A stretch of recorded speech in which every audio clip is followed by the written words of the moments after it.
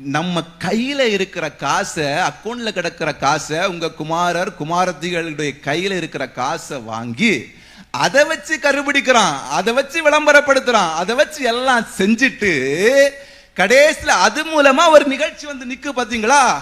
அதுதான் இந்த காலத்துல கண்டுகுட்டி. அல்லேலூயா, ஆமென்.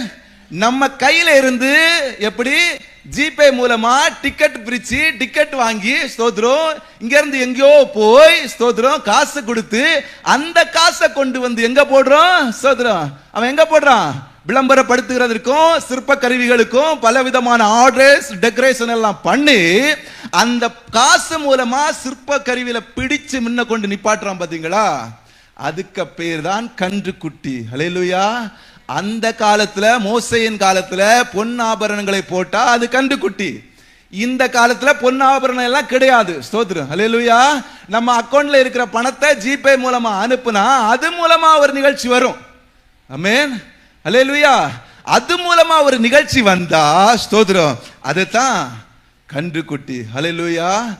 கர்த்தர் பேசுவார். அதற்காக ஆண்டவருக்கு நன்றியை தெரிவித்துக் கொண்டு இன்றைக்கு நாம் தியானத்துக்குள்ளாக போகும்படியாக யாத்திராகமத்தின் புஸ்தகம் 32வது அதிகாரம் அதனுடைய 25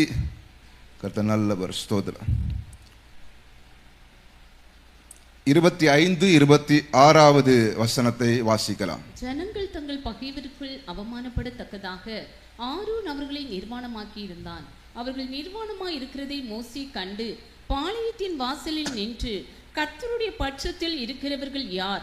அவர்கள் என்னிடத்தில் சேர கடவர்கள் என்றான். அப்பொழுது லேவியின் புத்திரர் எல்லாரும் அவனிடத்தில் கூடி வந்தார்கள். கர்த்தர் நல்லவர். எல்லாரும் ஜெபிக்கலாம் ஒரு விசை.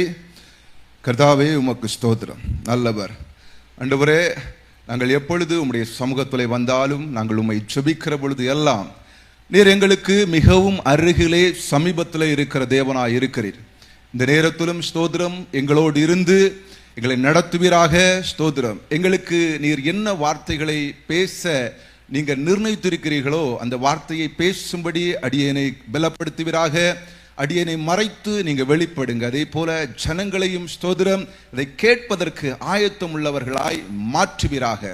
அப்படி செய்கிற உம்முடைய கிருபைக்காக நன்றி செலுத்துகிறேன். இயேசுவின் நாமத்தில் ஜெபிக்கிறேன் பிதாவே, ஆமென். ஸ்தோத்திரம். இந்த யாத்திராகமத்தில் 32ஆம் அதிகாரம் 25, 26 வசனங்களிலே ஒரு முக்கியமான ஒரு சம்பவம் சொல்லப்பட்டிருக்கிறது. அதாவது அந்த ஜனங்களை ஸ்தோத்திரம் என்ன பண்ணுகிறார் என்றால், ஒரு ஆரோன் என்கிற ஒரு தலைவன் நிர்வாணமாக்கி அங்கே வைத்திருக்கிறார். எதிரிகளுக்குள்ளே அவமானப்படும்படியாய் அவர்கள் நிர்வாணமாகி நின்றதாக இந்த 2 வசனத்திலே சொல்லப்பட்டிருக்கிறது. அதை பார்த்து ஸ்தோத்திரம் அந்த மோசே கேட்கிறார், கர்த்தருடைய பட்சத்தில் நிற்பவன் யார்? ஸ்தோத்திரம். அதற்கு முன்பாக இந்த நிர்வாணப்படுத்தி இருக்கிறது என்பதை பற்றிய ஒரு சிறிய லைன், அதை மட்டும்தான் நான் இப்போ உங்களிடத்துல பேச போகிறேன். நிர்வாணம் என்பது நம்முடைய வேதாகமத்திலே கர்த்தருக்கு அருவருப்பான ஒரு காரியம். அது ஆதியாகமத்திலே இருக்கலாம், அல்லது வெளிப்படுத்தின விசேஷமா இருக்கலாம், துவக்கமாய் இருக்கலாம், முடிவாய் இருக்கலாம். எப்பொழுது பார்த்தாலும் ஆண்டவர் வெறுக்கிற ஒரு காரியம் நிர்வாணம். அதாவது இந்த மனிதனை ஏதேம் தோட்டத்திலே ஆதாமும் ஏவாளையும் படைத்து சிருஷ்டித்த போது அவர்கள் நிர்வாணிகள் என்று அவர்களுக்கு அறியாமல் இருக்கும்படியாக அவர்களை தேவன் அவருடைய மகிமையினாலும் கனத்தினாலும் முடிசூட்டி வைத்திருந்தார். ஆமென்.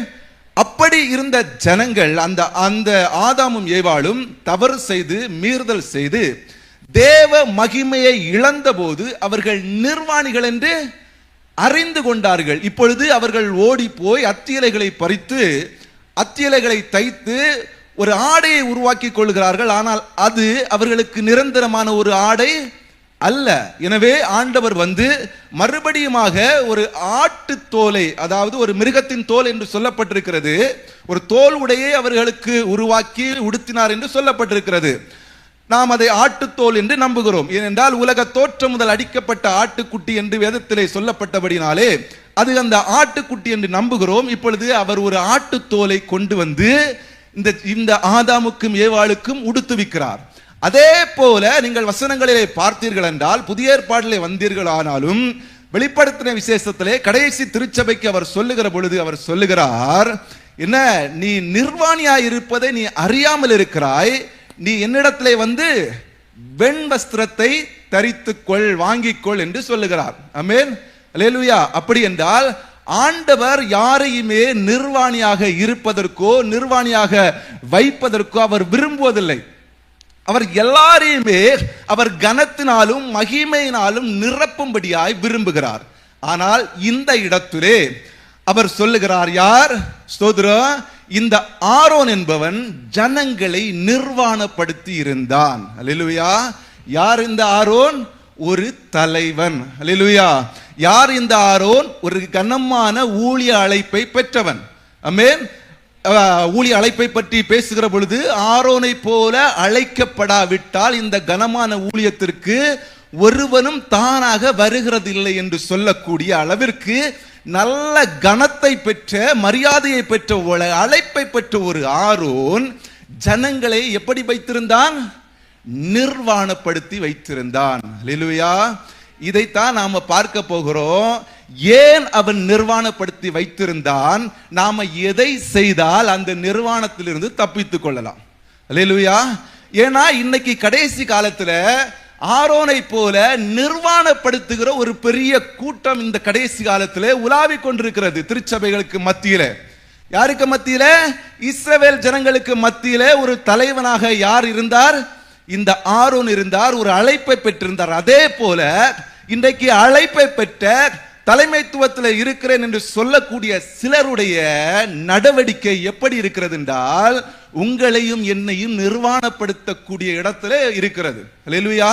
அப்போ இவர்கள் எதனால நிர்வாணமானார்கள் என்பதை நாம் அறிந்து கொண்டோம் என்றால் அந்த காரியத்தை நாம செய்யாம தப்பித்துக் கொள்ளலாம். அல்லேலூயா.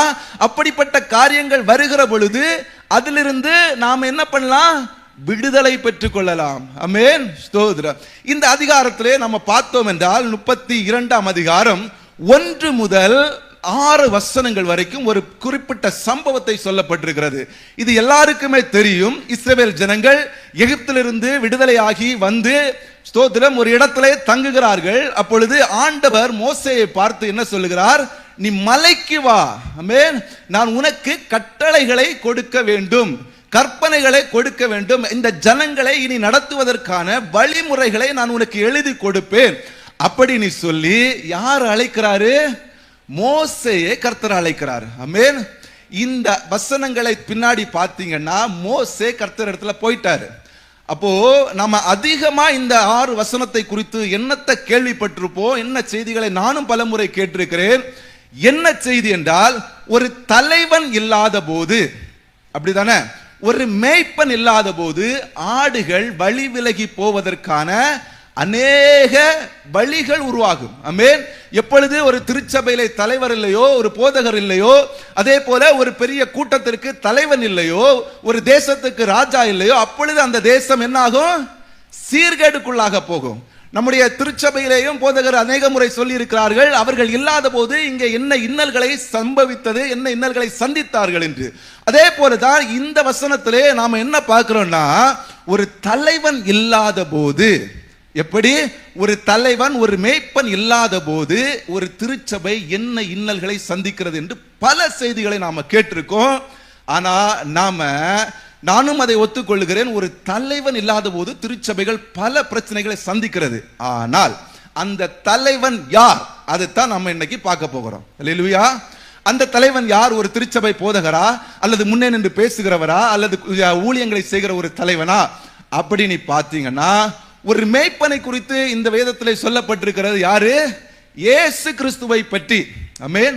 இயேசு கிறிஸ்துவை பற்றி சொல்லப்பட்டிருக்கிறது, நானே நல்ல மேய்ப்பன். அல்லேலூயா. அப்படிதானே?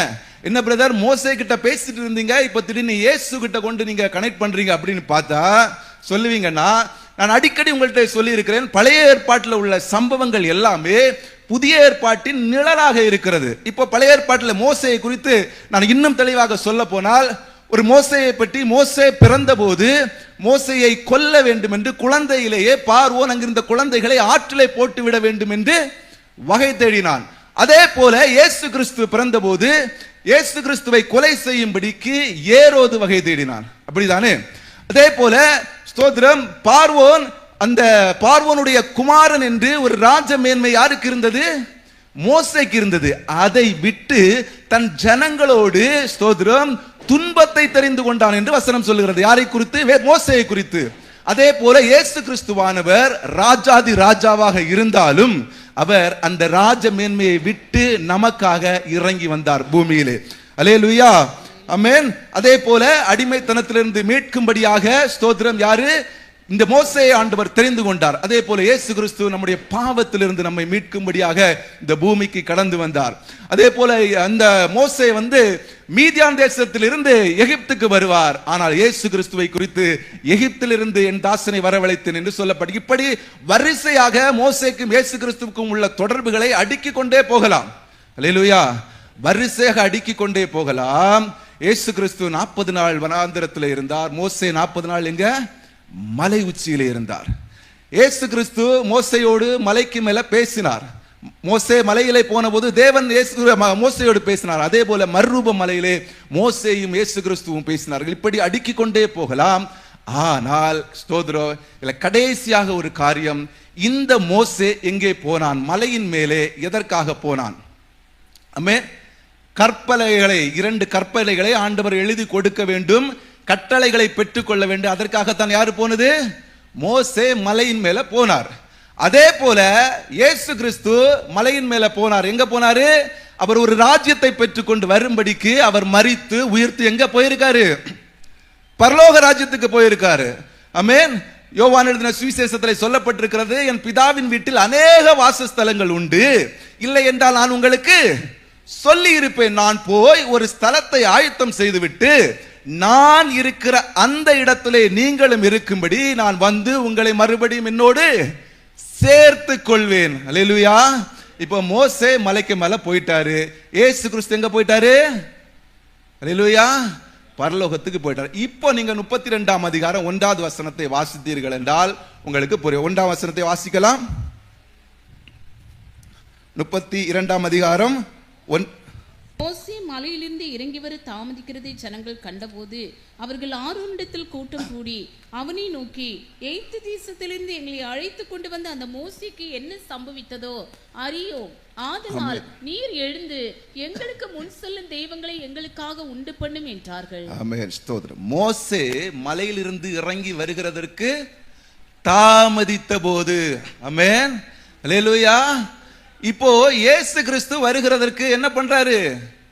தாமதிக்கிறாரு. இதுதான் விஷயம். அல்லேலூயா. எப்போ?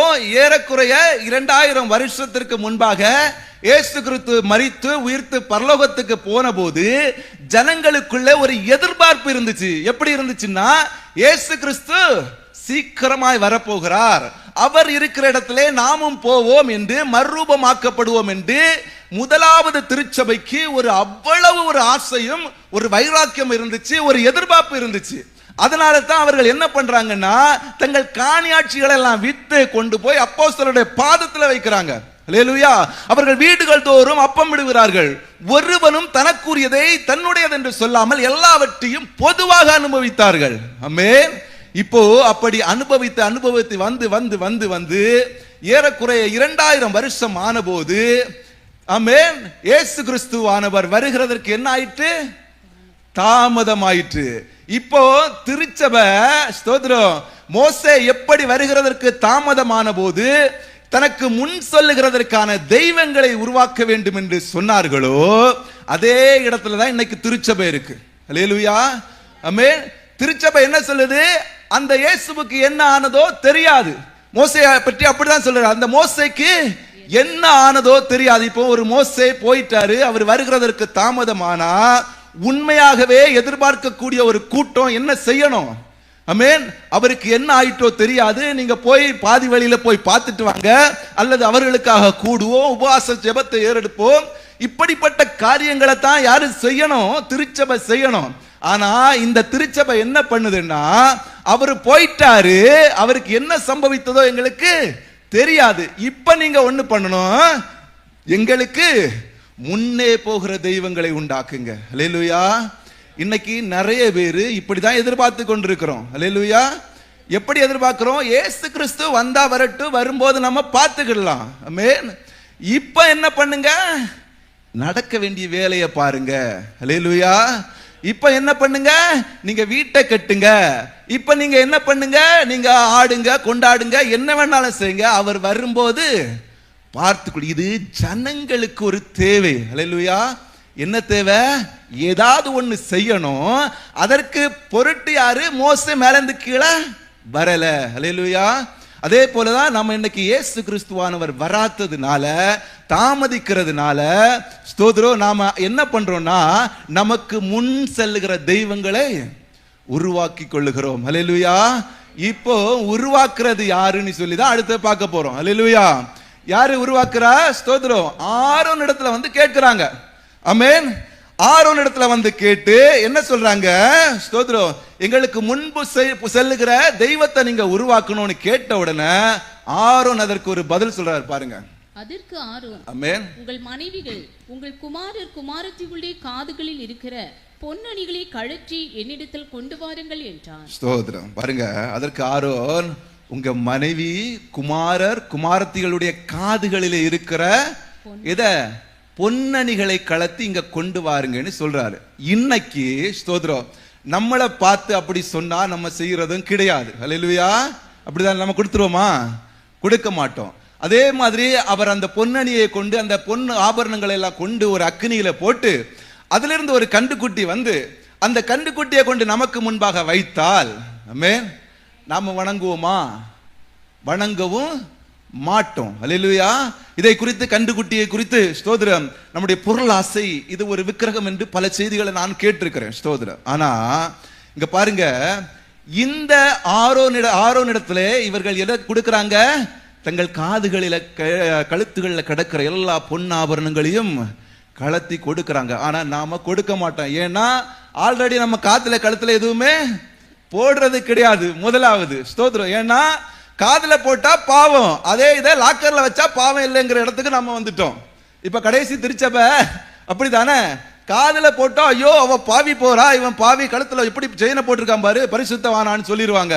அதே இதை கலத்தி எங்க லாக்கர்லயோ எங்க வச்சுட்டா பிரச்சனையே இல்லை, அது பாவம் இல்லை. அந்த இடத்துக்கு வந்துட்டோம். ஆனா ஸ்தோத்திரம், இப்ப பாருங்க, கழுத்துல காதுல கடக்கிறத கலத்தி கொடுக்கிறது அந்த காலத்துல. ஆமென். அல்லேலூயா. இப்போ இந்த காலத்துல இப்ப பாருங்க ஸ்தோத்திரம், ஒரு ஆரோன் வந்து உங்கள்கிட்ட சொல்றாரு. என்ன சொல்றாரு? உங்க அக்கௌண்ட்ல கிடக்கிற பணத்தை எனக்கு அனுப்புங்க, ஜிபே மூலமா எனக்கு அனுப்புங்க. அல்லேலூயா. இன்னைக்கு யாரா காதுல கழுத்துல கிடக்கிறத கேட்கறாங்களா? இல்ல தானே? அல்லேலூயா. எனக்கு ஜிபே பண்ணுங்க. ஸ்தோத்திரம். நான் என்ன பண்ணணும்? ஒரு பெரிய நிகழ்ச்சியை நான் ஏற்பாடு பண்ணியிருக்கேன். அல்லேலூயா. அப்படி நீ சொன்னா எத்தனை பேர் கொடுக்காம இருப்பீங்க? அல்லேலூயா. இப்போ கொடுத்துட்டு அடுத்த வசனத்தை படிக்கலாம். ஸ்தோத்திரம். அவருக்கு கையிலிருந்து அவன் அந்த பொன்னி வாங்கி சிற்ப கருவினால் கருப்பிடித்து ஒரு கன்றுக்குட்டியை வார்ப்பித்தான். போதும் சிஸ்டர். அதாவது நம்ம கையில இருக்கிற காசை, அக்கௌண்ட்ல கிடக்கிற காசை, உங்க குமாரர் குமாரத்திகளுடைய கையில இருக்கிற காசை வாங்கி அதை வச்சு கருபிடிக்கிறான், அதை வச்சு விளம்பரப்படுத்துறான், அதை வச்சு எல்லாம் செஞ்சுட்டு கடைசியில அது மூலமா ஒரு நிகழ்ச்சி வந்து நிக்கு. பாத்தீங்களா? அதுதான் இந்த காலத்துல கண்டுகுட்டி. அல்லேலூயா. ஆமென். நம்ம கையில இருந்து எப்படி ஜிபே மூலமா டிக்கெட் பிரிச்சு டிக்கெட் வாங்கி ஸ்தோத்திரம் இங்க இருந்து எங்கேயோ போய் ஸ்தோத்திரம் காசு கொடுத்து அந்த காசை கொண்டு வந்து எங்க போடுறோம்? ஸ்தோத்திரம். அவன் எங்க போடுறான்? விளம்பரப்படுத்துகிறதுக்கும் சிற்ப கருவிகளுக்கும் பல விதமான ஆர்டர்ஸ் டெக்கரேஷன் எல்லாம் பண்ணி அந்த காசு மூலமா சிற்ப கருவியில பிடிச்சு முன்ன கொண்டு நிப்பாட்டுறான். பாத்தீங்களா? அதுக்கு பேர் தான் கன்றுக்குட்டி. அல்லேலூயா. அந்த காலத்துல, மோசேயின் காலத்துல பொன்னாபரணங்களை போட்டா அது கன்றுக்குட்டி. இந்த காலத்துல பொன்னாபரணம் எல்லாம் கிடையாது. ஸ்தோத்திரம். அல்லேலூயா. நம்ம அக்கௌண்ட்ல இருக்கிற பணத்தை ஜிபே மூலமா அனுப்புனா அது மூலமா ஒரு நிகழ்ச்சி வரும். ஆமென். அல்லேலூயா. அது மூலமா ஒரு நிகழ்ச்சி வந்தா ஸ்தோத்திரம், அதுதான் கன்றுக்குட்டி. அல்லேலூயா. ஆமென். ஸ்தோத்திரம். இப்போ நம்ம திருச்சபையில வந்து ஸ்தோத்திரம் ஆசரிப்பு கூடாரத்தை கட்டுங்க அப்படின்னு மோசே கிட்ட சொல்றாரு ஆண்டவர். அல்லேலூயா. ஆசரிப்பு கூடாரத்தை கட்டுங்க, அதற்கு நீங்க ஜனங்கள் இடத்துல என்ன வாங்கணும்? பொருட்களை வாங்கணும். அல்லேலூயா. ஆசரிப்பு கூடாரத்துக்கு பொருட்களை வாங்கன்னு சொன்னா எண்ணெயும் எம்பரையும் எதிர்த்து நிற்கிறான். அது எப்படி? நீங்க எப்படி பொருள் வாங்கலாம்? ஸ்தோத்திரம். நம்ம திருச்சபையில ஒரு காரியம் நீங்க இதை செய்யணும்னா அதுல கேள்வி, ஏன் இவ்வளவு செலவாக்கணுமா, இதை பண்ணணுமா? இல்ல கர்த்தர் எங்களோடு பேசினார் அப்படின்னு மோசே சொன்னா, ஸ்தோத்திரம், கோராகின் கூட்டம் என்ன சொல்லுது? கர்த்தர் உங்களோட தான் பேசுவாரா, எங்களோடு பேச மாட்டார்களா? இப்போ பாருங்க, ஆரோன் கேட்ட உடனே கலத்தி கொடுத்துறான். அல்லேலூயா. ஆரோன் கேட்ட உடனே. அல்லேலூயா. இன்னைக்கு திருச்சபையில் இருக்கிற மோசமான நிலைமை, இன்னைக்கு திருச்சபையில் ஒரு காரியம், இங்க நம்ம ஒரு காரியத்தை செய்யணும், ஒரு கன்வென்ஷன் நடத்தணும், ஸ்தோத்திரம், இங்க ஏதோ ஒண்ணு நம்ம டெவலப் பண்ணணும்னு சொன்னா கேள்வி. அல்லேலூயா. எப்படி இதெல்லாம் செய்யலாம்? எப்படி நீங்க இதெல்லாம் பண்ணலாம்? இல்லப்பா இது கர்த்தர் சொல்லி இருக்காரு, இது தரிசனம் இல்ல, அவர் உங்க கூட தான் பேசுவாரா? ஒரு கோராகின் கூட்டம் எப்பவும் தயாரா இருக்கு, எதிர்த்து பேசுற ஒரு கூட்டம். அல்லேலூயா. ஆனா ஸ்தோத்திரம், எவனோ ஒருத்தன் எங்க இருந்தோ ஸ்தோத்திரம் ஒரு ஆரோன் வருவான். ஆமென். ஆரோன் வந்து என்ன சொல்லுவான்? உங்க பிள்ளைங்க காதுல, உங்க ஸ்தோத்திரம், உங்க குமாரனுடைய காதுல, உங்க மனைவியின் காதுல, உங்க குமாரத்தின் காதுல கடக்கையெல்லாம் கலத்தி போடுன்னு சொன்னா ஒரு கேள்வியே இல்லை. அல்லேலூயா. ஆமென். ஒரு கேள்வி இல்லை, ஒண்ணும் இல்லை, எல்லாத்தையும் கொண்டு அங்க கொடுத்துட்டு அது மூலமா வருகிற அவன் அந்த உங்க பொண்ணை வச்சு கருபிடித்து உருவாக்குற ஒரு கன்று குட்டியின் முன்பாக அல்லேலூயா போய் கடந்து என்ன பண்றோம்? அல்லேலூயா. ஆமென். அங்க போய் ஆட வேண்டியது. அல்லேலூயா. திருச்சபையில ஒரு கூட்டம்னா இல்ல அதெல்லாம் வரமாட்டாங்க. திருச்சபையில ஒரு கன்வென்ஷன்னா எதுக்கு இதெல்லாம் நடத்தணுமா? அல்லேலூயா. ஆமென். உபவாச ஜெபம்னா யோசனை, உபவாச ஜெபத்துக்கு எதுக்கு நான் போகணும்? அல்லேலூயா. ஆனா எங்கேயோ கொண்டு போய் உங்களுடைய கழுத்துல காதல கிடக்கிறத கொடுத்து கருபிடிச்சு அது ஒரு கண்டுக்குட்டியை உருவாக்கி சோதரா அந்த கண்டுக்குட்டிக்கு முன்பாக விழுந்து, நீ எகிப்திலிருந்து எங்களை கொண்டு வந்த தெய்வம். 4வது வசனத்தை வாசிக்கலாம். அவர்கள் கையிலிருந்து அவன் அந்த பொன்னை வாங்கி ஆமென் கருவினால் கருப்பிடித்து கன்றுக்குட்டியை வார்ப்பித்தான். அப்பொழுது அவர்கள், இஸ்ரவேலரே, உங்களை எகிப்து தேசத்திலிருந்து அழைத்து கொண்டு வந்த உங்கள் தெய்வங்கள் இவைகளே என்றார். ஸ்தோத்திரம். இஸ்ரவேலர்களே, உங்களை எகிப்து தேசத்திலிருந்து அழைத்து கொண்டு வந்த தெய்வர்கள் யாரு? இவர்களே. அல்லேலூயா. ஏற்கனவே இந்த ஜனங்களுக்கு தெரியும் யார் கொண்டு வந்தா இஸ்ரவேல் தேசத்து எகிப்து தேசத்திலிருந்து அடிமைத்தனத்திலிருந்து யார் கொண்டு வந்தானு இஸ்ரவேல் ஜனங்களுக்கு தெரியுமா தெரியாதா? அல்லேலூயா. ஆமென். செங்கடலை கடந்தது தெரியும், பார்வோனை 10 விதமான வாதைகளினால வாதித்தது தெரியும், மேக ஸ்தம்பத்தினால அக்னி ஸ்தம்பத்தினால இவர்களை பாதுகாத்தது தெரியும். அல்லேலூயா. வனாந்தரத்தில் அவர்களை நடத்தினது தெரியும், மாறாவின் தண்ணீரை மதுரமாக மாற்றினது தெரியும். இவ்வளவு தெரிந்த இஸ்ரவேல் ஜனங்கள் இன்றைக்கு மோசே வர தாமதித்து விட்டது. அல்லேலூயா. யார் வர்றதுக்கு? கர்த்தர் வருகிறதற்கு தாமதிச்சுட்டு. இன்னைக்கு கடைசி காலத்துல மோசே இல்ல, இன்னைக்கு இயேசு வருகிறதற்கு தாமதித்த போது இவன் என்ன சொல்றான்? இஸ்ரவேல் ஜனங்களே, உங்களை எகிப்திலிருந்து அழைத்து கொண்டு வந்த தெய்வங்கள் எவைகள்? இவைகளே. அந்த இவைகள் எது? இவன் கழுத்துல காதுல கிடைக்கிறத கலத்தி போட்டு அதுல ஒரு கருபிடித்து உருபிடித்து ஒரு கண்டுக்குட்டியை உருவாக்கி வச்சுட்டு அந்த கண்டுக்குட்டியை பார்த்து சொல்லுறான், உங்களை எகிப்து தேசத்திலிருந்து வழிநடத்தி வந்த தெய்வங்கள் எது? இந்த கண்டுக்குட்டி. அல்லேலூயா. இன்னைக்கு நாம ஸ்தோத்திரம் பெரிய பெரிய கன்வென்ஷன், பெரிய பெரிய நிகழ்ச்சி ஊர் ஊரா போயிட்டு ஸ்தோத்திரம் அவன் என்ன சொல்றான்னா, உங்களை எகிப்திலிருந்து அடிமைத்தனத்திலிருந்து அழைத்து கொண்டு வந்தது எது? இப்படிப்பட்ட கன்வென்ஷன் தான், இப்படிப்பட்ட கான்செப்ட் தான், இப்படிப்பட்ட ஆடல் பாடல் தான் அப்படின்னு சொல்றான். ஆனா உண்மையிலேயே இங்க இருக்கிறவங்க நல்லா யோசித்து பாருங்க, எத்தனை பேரு கன்வென்ஷன் மூலமா ரட்சிக்கப்பட்டீங்க? எத்தனை பேரு கான்செப்ட் மூலமா ரட்சிக்கப்பட்டீங்க? அல்லேலூயா. உங்க ரட்சிப்பு எல்லாம் இந்த திருச்சபையில இருந்து சுவிசேஷம் அறிவித்ததுனாலையும் ஸ்தோத்திரம், உங்கள் ஆசீர்வாதம் எல்லாம் உபவாச ஜெபத்துல நீங்க ஜெபித்ததுனாலையும் உங்க சாபங்கள் மாறினது, உங்கள் வியாதிகள் மாறினது, உங்களுக்காக இங்க ஒரு ஊழியக்காரன் ஜெபித்ததுனாலே தான். அல்லேலூயா. இதையெல்லாம் நல்லா தெரிஞ்சிருக்கிற இஸ்ரவேல் ஜனங்கள் இன்னைக்கு சொல்றாங்க, எங்களுக்கு அந்த கன்வென்ஷன் தான் ஆசீர்வாதமா இருந்துச்சு. அல்லேலூயா. எங்களுக்கு அந்த கான்செப்ட் தான் ஆசீர்வாதமா இருந்துச்சு. அல்லேலூயா. ஆமென். உண்மையிலேயே உங்களுக்கு ஆசீர்வாதம் எதுன்னா ஸ்தோத்திரம் அல்லேலூயா இந்த செங்கடல் தான். அல்லேலூயா. உங்களுக்கு உண்மையாகவே ஆசீர்வாதம் எதுன்னா இந்த வனாந்தரம் தான். ஆமென். உண்மையிலே உங்களுக்கு ஆசீர்வாதம் எதுன்னா இந்த மாறாவின் தண்ணீர் தான். ஹல்லேலூயா. ஏன்னா தண்ணீர், மாறாவின் தண்ணீர் கசப்பா இருக்கும். உங்க வாழ்க்கை கசப்பா இருந்த போது ஒரு ஊழியக்காரனோ அல்லது உங்கள் திருச்சபையில இருந்தோ ஏதோ ஒரு விசுவாசி ஜெபித்ததுனால உங்கள் வாழ்க்கை மதுரமாக மாறினது. ஹல்லேலூயா. ஏதோ ஒரு செங்கடல் உங்களுக்கு முன்பாக நின்ற போது யாரோ ஒருவர் ஜெபித்ததுனால அல்லது நீங்க உபவாச ஜெபத்துல வந்து இரவு பகலாக கண் விழித்ததுனால அந்த சமுத்திரம் உங்களை விட்டு அகன்று போனது. ஹல்லேலூயா. வனாந்திரத்துல நான் வாழவே முடியாது, நான் என்ன பண்ணுவேன் அப்படின்னு நீங்க திகைத்து கொண்டிருந்த போது, ஸ்தோத்திரம், ஏதோ ஒரு இரவு ஜெபமோ ஏதோ ஒரு ஞாயிறு ஆராதனையோ தான் உங்களை அந்த வனாந்திரத்திலே பாதுகாத்தது. இதையெல்லாம் நல்லா தெரிந்திருக்கிற திருச்சபை இன்னைக்கு எங்கேயோ கொண்டு அக்கௌண்ட்ல இருக்கிற பணத்தை கொடுத்து ஆடல் பாடல் என்னது, ஸ்தோத்திரம், கன்வென்ஷன், கான்சர்ட். ஹல்லேலூயா, ஹல்லேலூயா, ஹல்லேலூயா, ஆமென், ஸ்தோத்திரம். எல்லாருக்குமே நல்லா தெரியும் நாம எந்த இடத்துல இருந்தோம். ஹல்லேலூயா, ஆமென். தாவீதோடு சேர்ந்து கொண்ட ஒரு கூட்டத்தை பற்றி வசனம் சொல்லுகிறது. அவர்கள் கடன்பட்டவர்கள், ஒடுக்கப்பட்டவர்கள், துக்கப்பட்டவர்கள், இவர்கள் எல்லாரும் சேர்ந்து எங்க வந்தாங்க? தாவீதோடு கூடி கொண்டார்கள். ஹல்லேலூயா. இங்க வந்திருக்கிற ஜனங்களும் எல்லாரும் எப்படிப்பட்டவங்க தான்? கடன் பாரத்துல வந்தவங்க தான், துக்கத்தோடு வந்தவங்க தான். ஹல்லேலூயா.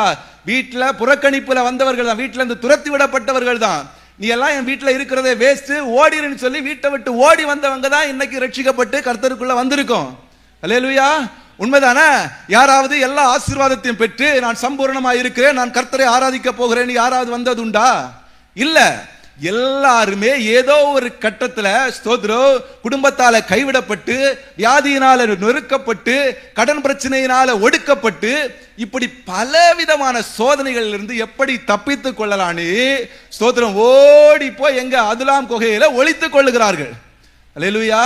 அதே போலதான் ஓடி வந்து திருச்சபையில ஒளித்துக் கொண்ட இந்த ஜனங்கள் ஒரு நாள் என்ன பண்றாங்க? ஸ்தோத்திரம், இந்த தாவீதுக்கு எதிராக மாறாங்க. அப்சலோமை ராஜாவாக்கணும்னு பாக்குறாங்க, அதோனியாவை ராஜாவாக்குறான்னு பாக்குறாங்க. ஹல்லேலூயா. அதே போலதான் இன்னைக்கு திருச்சபை தப்பு பண்ணிட்டு இருக்கு. என்ன பண்ணுது? கடன் பிரச்சனை, பாரம், வருத்தம், துக்கம் திருச்சபைக்கு வந்த இந்த ஜனங்கள் இப்ப என்ன பண்றாங்கன்னா, ஸ்தோத்திரம், இதுல இருந்து எல்லாம் விடுதலை ஆகி இப்ப ஒரு நல்ல சுமூகமான ஒரு வாழ்க்கை போய்கிட்டே இருக்கு. இப்ப ஜனங்கள் என்ன பண்றாங்கன்னா, ஸ்தோத்திரம், எனக்கு எது தேவை? ஹல்லேலூயா. ஆசீர்வாதமான ஒரு இடம். திருச்சபையில உபவாச ஜெபத்துக்கு நான் எதுக்கு வரணும்? ஹல்லேலூயா. அந்த நிலைமைக்கு இன்னைக்கு சர்ச் மாறிட்டு. ஹல்லேலூயா. உங்கள் ஆரம்ப வாழ்க்கையை நீங்க நினைச்சு பார்க்கணும். அப்படி பார்க்கலன்னா நீங்க நிர்வாணியாய் மாற்றப்படுவீர்கள். ஹல்லேலூயா. நிர்வாணி என்பது நான் சரீரத்துல உடல்ல சொல்லப்படுகிற நிர்வாணத்தை சொல்லல. ஹல்லேலூயா. நமக்கு மேல ஒரு வஸ்திரம் இருக்குது. ஹல்லேலூயா. ரட்சிப்பின் வஸ்திரம் இருக்கு, நீதியின் வஸ்திரம் இருக்கு, பரிசுத்த வஸ்திரம் இருக்கு, மெல்லிய வஸ்திரம் இருக்கு, தூய்மையான வஸ்திரம் இருக்கு, வெண் வஸ்திரங்களை பற்றி சொல்லிட்டே போகலாம். ஹல்லேலூயா. ஆமென். ராஜா, சோதர தாவீது ராஜா ஆடி கொண்டு போனாரு. எப்படி போனாரு? எங்க ஆடினாரு? கர்த்தருக்கு பெட்டிக்கு முன்பாக ஆடினாரு. ஹல்லேலூயா. இன்னைக்கு திருச்சபை கண்ட இடத்துல ஆடுது. கேட்டா தாவீது ராஜா, ஹல்லேலூயா, அவர் ராஜ வஸ்திரத்தை கலத்தி வச்சுட்டு சணநூல் ஏபோத்தை தரித்து கொண்டிருந்தார். ஹல்லேலூயா. ஏபோத்து, சணநூல் ஏபோத் என்கிறது ஒரு ஆசாரியன் தரித்து கொள்ளக்கூடிய ஒரு கனமான ஒரு வஸ்திரம். ஹல்லேலூயா. அந்த வஸ்திரத்தை அவர் போட்டுக்கிட்டு கர்த்தருக்கு பெட்டிக்கு முன்னால் ஆடினாரு. ஹல்லேலூயா. இன்னைக்கு நீங்களும் நானும் யாரு? ஆசாரியர்கள். வெளிப்படுத்தின விசேஷம் 1:6 சொல்லப்பட்டிருக்கிறது. எப்படி? நம்முடைய அழைப்பு ஆசாரியர்களும் ராஜாக்களும். ஆமென். அப்படித்தான் நம்முடைய அழைப்பு. இப்படிப்பட்ட கனமான அழைப்பை பெற்ற நாம இந்த ஆசாரியனுக்கு ஒரு வஸ்திரம் இருக்கு. ஹல்லேலூயா. அந்த வஸ்திரத்தை கலந்தி போட்டுட்டோம், நம்ம நிர்வாணிகள் என்று அர்த்தம். ஹல்லேலூயா. இந்த வஸ்திரத்தை போட்டுக்கிட்டு எங்க கர்த்தருக்கு முன்பாக நம்ம நடனம் பண்ணணுமே தவிர, இந்த வஸ்திரத்துக்கு மேல இருக்கிற கனத்தை கனவீனம் பண்ணுகிறது போல கண்ட இடத்துல போய் எதைய செஞ்சிடக்கூடாது. நான் என்ன சொல்றேன்னா, நீங்க கண்ட இடத்துல போய் ஆடுறேன்னா நான் வெறும் ஆட்டத்தையோ பாட்டத்தையோ மட்டும் சொல்லல, அது விக்கிரகம்னு சொல்லல. ஒருவேளை நம்ம அக்கௌண்ட்ல கிடக்கிற பணத்தையோ அல்லது ஸ்தோத்திரம் நம்ம பிள்ளைகளுடைய கைகளில் இருக்கிற நகைகளையோ வாங்கி நமக்கு பிடித்தமான ஒரு பொருளை வாங்கிடுவோம். ஹல்லேலூயா. அது வீடா இருக்கலாம், சொத்தா இருக்கலாம், நகையா இருக்கலாம், வண்டி வாகனங்களா இருக்கலாம், எதையோ ஒண்ணு வாங்கிக்கிட்டு அதுக்கு முன்னப்ப நின்ன உடனே ஒரு சந்தோஷம் வரும் பாருங்க. ஹல்லேலூயா. வா எப்படி அப்படி சொல்லிக்கிட்டு அதற்கு முன்ன ஒரு கனத்தை கொடுத்து ஒரு மரியாதையை செலுத்துகிற பொழுது அதுதான் நமக்கு விக்கிரகம்னு நினைக்கிறேன். அல்லேலூயா. அது நமக்கு விக்கிரகம். அல்லேலூயா. வரும் ஆட்டத்தையோ பாட்டத்தையோ கான்சர்ட்டையோ கச்சேரியோ நான் சொல்லல. ஆமென். நம்ம பொருட்களை அக்கௌண்ட்ல இருக்கிறத நீங்க செலவழிச்சு வாங்கிக்கிட்டு அதற்கு முக்கியத்துவம் கொடுத்தா, அல்லேலூயா, அது என்னது? விக்கிரகம். ஆமென். அந்த பொருளுக்கு விக்கிரகம், அந்த பொருளுக்கு நாம முக்கியத்துவம் கொடுத்தோம்னா அது என்னது? ஆமென், விக்கிரகம். ஹல்லேலூயா, ஸ்தோத்திரம். தொடர்ந்து அடுத்த வசனத்தை வாசிக்கலாம். அதற்கு முன்பாக ஒரு பலிபீடத்தை கட்டி நாளைக்கு கர்த்தருக்கு பண்டிகை என்று கூறினார். ஹல்லேலூயா, ஸ்தோத்திரம். நாளைக்கு கர்த்தருக்கு பண்டிகை. ஹல்லேலூயா. இது அடுத்த வசனத்தை வாசிக்கலாம். மறுநாள் அவர்கள் அதிகாலையில் எழுந்து சர்வாங்க தகன பலிகளை இட்டு சமாதான பலிகளை செலுத்தினார்கள். பின்பு ஜனங்கள் புசிக்கவும் குடிக்கவும் உட்கார்ந்து விளையாட எழுந்தார்கள். புசிக்கவும் குடிக்கவும் உட்கார்ந்து. ஹல்லேலூயா. நான் இந்த வசனத்தை முன்னால வாசிக்கிற பொழுது புசிக்கவும் குடிக்கவும் உட்கார்ந்து விளையாடவும் எழுந்தார்கள் கண்டினியூவா வாசித்துருவேன். இன்றைக்கு நான் தியானித்த போது புசிக்கவும் குடிக்கவும் உட்கார்ந்து விளையாட எழுந்தார்கள். ரெண்டு பாட்டு. அல்லேலூயா. ஆமென். அப்போ இதை செய்கிற பொழுது, இதை வாசிக்கிற பொழுது எனக்கு நல்ல ஒரு காரியம் என்னுடைய நினைவில் வந்தது. ஒரு பெரிய ஸ்தோத்திரம், ஒரு நிகழ்ச்சியில ஸ்தோத்திரம், ஒரு கொஞ்ச நேரமா ஸ்தோத்திரம் விளையாடி கொண்டிருக்கிறார்கள், ஆடிக்கொண்டிருக்கிறார்கள், பாடிக்கொண்டிருக்கிறார்கள். இப்போ கொஞ்சம் பிரேக் வந்த உடனே புசிக்கிறதற்கும் குடிக்கிறதற்கும் உட்கார்ந்து, ஹல்லேலூயா, அந்த கேப்ல உட்காரக்கூடிய ஒரு கூட்டம். பாப்கார்னை சாப்பிடுறாங்க, ஜூஸை குடிக்கிறாங்க, டீயை குடிக்கிறாங்க. எப்படி? இப்போ புசிக்கிறத குடிக்கிறோம்னா நம்ம அந்த பழைய காலத்தை போல ஸ்தோத்திரம் அவங்க ஏதோ மதுபானத்தை அருந்தி அப்படியே புசித்து இறைச்சியை புசித்து, அது மாத்திரம் அல்ல, இன்றைக்கு கடைசி காலத்துல திருச்சபையில நடக்கக்கூடிய கொடூரத்தை நான் பேசிட்டு இருக்கிறேன். அல்லேலூயா. திருச்சபைக்குள்ள வந்திருந்து புசித்தலும் குடித்தலும், அதுக்கு பிறகு ஒரு ஆராதனை சொன்ன உடனே எழுந்து விளையாட ஆரம்பிச்சிருவாங்க. ஹல்லேலூயா. அவர்களை போல அது ஆராதனை இல்லை, விளையாட்டு. வசனம் சொல்லுகிறது. ஹல்லேலூயா. ஆமென். இப்பொழுது ஒரு குதூகலமான பாடல், நல்ல மியூசிக் வந்த உடனே என்ன பண்றான்? எழும்பி ஆராதனை. ஹல்லேலூயா. அதே காரியத்தை திருச்சபையில ஸ்தோத்திரம் நீங்க ஒழுங்கா இருந்து இவைகளை செய்யுங்க அப்படின்னு சொன்னா அங்கெல்லாம் நாங்க எதுக்கு வரணும்? ஆமென். எத்தனை பேரு திருச்சபையில வந்து ஆராதிக்கவும் ஜெபிக்கவும் முக்கியத்துவம் கொடுக்கிறோம். அல்லேலூயா. இயேசு கிறிஸ்து வருகிறதற்கு தாமதம் ஆயிட்டு, மோசே வருகிறதற்கு தாமதம் ஆயிட்டு, அவரை குறித்த கரிசனை இல்ல, அவர் எப்ப வருவார்னு தெரியாது, காத்திருக்கோம், கொஞ்சம் வெயிட் பண்ணுவோம் அப்படிங்கிற எண்ணம் இல்லாம ஸ்தோத்திரம் எனக்கு முன்பாக செல்லக்கூடிய தெய்வங்களை உண்டாக்குவோம் என்று சொல்லக்கூடிய ஒரு கூட்டம். இன்னைக்கு கடைசி காலத்துல ரொம்ப கவனமா இருக்கணும். இது எல்லாமே எப்ப நடக்கும்னா இயேசு கிறிஸ்து வருகிறதற்கு தாமதிக்கிற பொழுது நடக்கும். அல்லேலூயா. இப்ப இயேசு கிறிஸ்து வருகிறதற்கு தாமதிச்ச உடனே இன்னைக்கு திருச்சபை எல்லாம் தலைகீழா மாறிட்டு, 2000 வருஷத்துக்கு முன்னால காத்திருந்த காத்திருப்பு இல்ல, எதிர்பார்ப்பு இல்ல, இயேசு எப்ப வருவார்னு எதிர்பார்க்கணுங்கிற எண்ணம் இல்ல. ஸ்தோத்திரம். ஆமென். ஆமென். எல்லாவற்றையும் பொதுவாய் அனுபவிக்கணும்னு நினைச்சது இல்ல, அப்போஸ்தலர் பாதத்தில் கொண்டு வைத்தது இல்ல. இது எல்லாமே மாறி மாறி மாறி மாறி மாறி இப்போ இயேசு கிறிஸ்து வந்தா பார்த்து கொள்ளலாம். அல்லேலூயா. இப்ப என்ன பண்ணோம்? எங்களுக்கு முன்பாக செல்லக்கூடிய தெய்வங்களை உருவாக்க, எங்களுக்கு இதை செய், அவ்வளவுதான். அல்லேலூயா. இதையெல்லாம் செஞ்சது யாருன்னா ஸ்தோத்திரம் ஆமென், ஆரோன். அல்லேலூயா. அதுதான் ரொம்ப முக்கியம். ஆமென். வசனம் சொல்லுகிறது, ஆரோனை போல் அழைக்கப்படாவிட்டால் ஒருவனும் இந்த கனமான ஊழியத்துக்கு வர மாட்டான். எவ்வளவு கனமான ஊழியம்! அவனுடைய பேராண்டவர் எவ்வளவு பெருமைப்படுத்தி வைத்திருக்காரு, அவ்வளவு பெரிய ஸ்தோத்திரம் ஒரு ஆரோன். அல்லேலூயா. மோசே கூட இருந்து பார்வோனுடைய ஸ்தோத்திரம் சகல ஜனங்களையும் 10 விதமான வாதைகளால வாதிக்கும் போது எல்லாம் கூடவே இருந்த ஆரோன். அல்லேலூயா. ஆமென். செங்கடலை பளந்த போது கூடவே இருந்த ஆரோன். அல்லேலூயா. வனாந்தரத்திலே கூடவே இருந்தவன் ஸ்தோத்திரம் எல்லா இடங்களிலும் கூடவே இருந்து இருந்து இருந்து இருந்து அல்லேலூயா கர்த்தருடைய மகிமையை முகமுகமாய் கண்டவன். ஆமென். அவன் ஒரு பெரிய ஊழிய அழைப்பை பெற்றவன். இன்றைக்கு அல்லேலூயா ஜனங்களை நிர்வாணப்படுத்தி இருக்கிறான். அதுதான் பிரச்சனையே. ஒரு சாதாரணப்பட்ட ஒருவன் வந்து உங்கள்கிட்ட தவறான ஒரு உபதேசத்தையோ தவறான ஒரு செய்தியோ சொன்னா நீங்க கேட்க மாட்டீங்க. ஆனா அழைப்பை பெற்ற ஒரு மிகப்பெரிய ஊழியக்காரரோ, ஸ்தோத்திரம், ஆரோனை போன்ற ஒரு இடத்துல இருக்கிற ஒரு நபரோ வந்து, ஸ்தோத்திரம், உங்கள் காதுகளில் கிடக்கிறத களத்தி போடுங்கன்னு சொல்லிட்டா, ஹல்லேலூயா, அவர் யார் தெரியுமா? அவர் அழைப்பை பெற்றவர். ஹல்லேலூயா. அவரை கொண்டு செங்கடலை பிளந்திருக்கிறாரு. அவரை கொண்டு 10 விதமான வாதைகளை ஆண்டவர் நடப்பித்திருக்கிறாரு. அற்புதங்கள் அடையாளங்கள் இவரை கொண்டு நடந்தது என்று சொல்லி, ஹல்லேலூயா, ஜனங்கள் என்ன பண்றாங்க? ஸ்தோத்திரம், தங்களை நிர்வாணப்படுத்த, ஹல்லேலூயா, தங்களை நிர்வாணப்படுத்த ஒப்பு கொடுக்கிறார்கள். ஆமென், ஹல்லேலூயா. இப்போ ஸ்தோத்திரம், மேல போன மோசே, ஸ்தோத்திரம், மோசேயை பார்த்து ஆண்டவர் சொல்றாரு, உன் ஜனங்கள் உன்னை கெடுத்து கொண்டார்கள். ஹல்லேலூயா. எப்படி? ஜனங்கள் யார? உங்களையோ என்னையும் பார்த்து ஆண்டவர் சொல்றாரு, ஸ்தோத்திரம், ஐயோ மோசே, இயேசுவே, ஸ்தோத்திரம், இயேசுவை பார்த்து பிதாவாகிய தேவன் சொல்றாரு, உன் ஜனங்கள் நீ ரத்தம் சிந்தி மீட்ட சொந்த ரத்தத்தினால மீட்டு கொண்ட திருச்சபை இன்னைக்கு தன்னை கெடுத்து கொண்டது.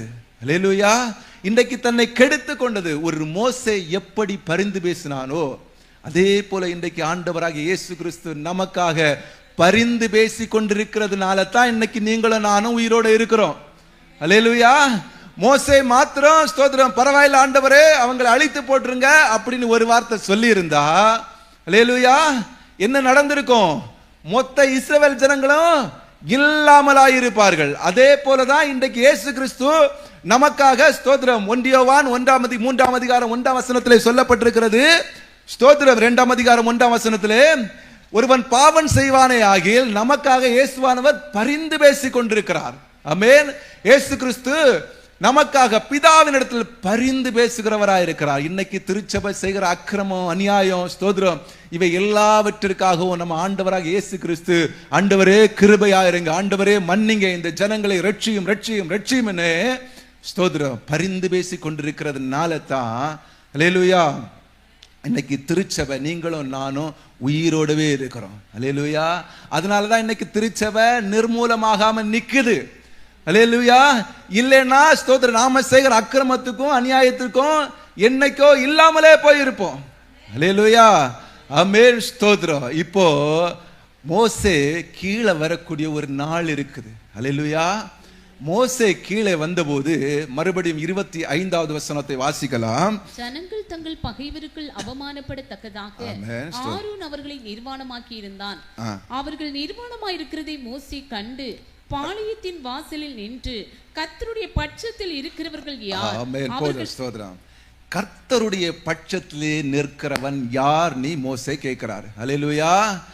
இது தான் இன்றைக்கு நான் உங்களை பார்த்து கேட்கிற கேள்வி. ஹல்லேலூயா. கர்த்தருடைய ஒரு கூட்டம் தங்களை நிர்வாணப்படுத்தி கொண்டது, நிர்வாணப்படுத்த ஒப்பு கொடுத்துட்டு ஏதோ ஸ்தோத்திரம் அவர்களுக்கு வந்தது போல வாழலாம். ஒரு ஜெபமும் தேவையில்லை, உபவாச ஜெபம் தேவையில்லை, காத்திருப்பு தேவையில்லை, விழித்திருப்பு தேவையில்லை, வாலிபர் கூட்டம் தேவையில்லை, எங்கேயோ நடக்கிற ஸ்தோத்திரம் கான்சர்ட்டுக்கும் கன்வென்ஷனுக்கு நான் போவேன்னு சொல்லிட்டு ஒரு கூட்டம் எப்படி தன்னை நிர்வாணப்படுத்தி கொண்டு விட்டது. ஹல்லேலூயா. ஆனா இப்ப மோசே கீழே வந்து ஒரு கேள்வியை கேட்கிறாரு, கர்த்தருடைய பட்சத்திலே நிற்பவன் யார்? ஹல்லேலூயா. ஆமென். அதைத்தான் இன்றைக்கு உங்களை பார்த்து நான் கேட்கிறேன், கர்த்தருடைய பட்சத்திலே நிற்பவன் யார்? ஹல்லேலூயா. ஆமென். யாராவது நிற்பீர்கள் என்றார் ஒரு ஹல்லேலூயா சொல்லலாமா? ஆமென். கர்த்தருடைய பட்சத்திலே நிற்பவர்களா இருந்தா நாம என்ன செய்யணும்? ஹல்லேலூயா. எல்லாருமே கர்த்தருடைய பட்சத்திலே நிற்கிறவர்களாக இருக்கணும். எலியாவை பார்த்து சோதரி எலியாவை பார்த்து ஆண்டவர் சொல்லுகிறார், பாகாலுக்கு முழங்கால் படியிடாத சோதர கொஞ்சம் கூட்டத்தை நான் வச்சிருக்கேன். அதே போல எந்த காலத்திலையும் ஆண்டவருக்கு கீழ்ப்படிந்து நடக்கிற, கர்த்தருடைய பட்சத்தில் நிற்கிற ஒரு கூட்டத்தை ஆண்டவர் தனக்கென்று வைத்திருப்பார். அதனாலதான் இன்னைக்கும் இந்த திருச்சபையெல்லாம் நிக்குது. அல்லேலூயா. எவ்வளவுதான் உலகம் தன்னை நிர்வாணியாக மாற்றி கொண்டாலும், உலகம் எவ்வளவுதான் தன்னை அருவருப்புக்குள்ளே விட்டு விட்டாலும், ஸ்தோத்திரம், இன்றைக்கு ஒரு கூட்டம் எப்படி இருக்குது? கர்த்தருடைய பட்சத்தில் இதுல எல்லாம் ஈடுபடுத்தி கொள்ளாமல். ஹல்லேலூயா. ஆமென். அப்படின்னா நாம என்ன செய்யணும்? ஹல்லேலூயா. கர்த்தருடைய பட்சத்தில் நிற்கிறவன் முதலாவதாக எகிப்திலிருந்து தன்னை கொண்டு வந்த தெய்வத்தை மறந்துடக்கூடாது. ஹல்லேலூயா. நம்மை அடிமைத்தனத்திலிருந்து மீட்டது யாரு? இயேசு கிறிஸ்து.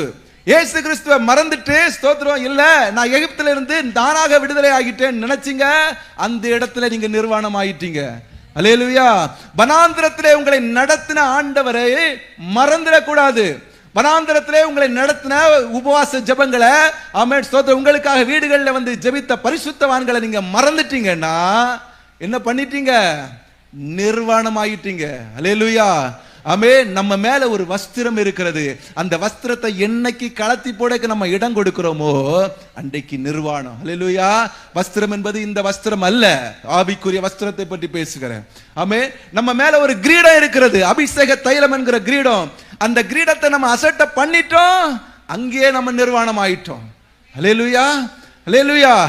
இந்த இடத்துல இருக்கிறோம். நாம உண்மையாகவே கர்த்தருடைய பட்சத்திலே நிற்கிறவர்களா, அல்லது கர்த்தருடைய பட்சத்திலே நிற்கிறேன்னு சொல்லிட்டு ஸ்தோத்திரம் கண்ட இடத்துல எல்லாம் போய் ஸ்தோத்திரம் நிர்வாணமாகிறதற்கு தங்களை ஒப்பு கொடுக்கிற ஒரு கூட்டத்தில் இருக்கிறோமா? அல்லேலூயா. ஆமென். ஜெபிக்கலாமா? கர்த்தர் நல்லவர். ஹalleluya. எல்லாரும் கண்களை மூடுவோம். கர்த்தர் நல்லவர். ஹalleluya. ஸ்தோத்திரம் ஆண்டவரே. பரிசுத்த தெய்வமே ஸ்தோத்திரம். ஆண்டவரே, இந்த மாலை நேரத்தில் நீங்க எங்களோடு பேசி இருக்கீங்க. நாங்க நம்புகிறோம் ஆண்டவரே. நாங்கள் கர்த்தருடைய பட்சத்திலே நிற்கிறவர்களாக இருக்க விரும்புகிறோம். ஸ்தோத்திரம்.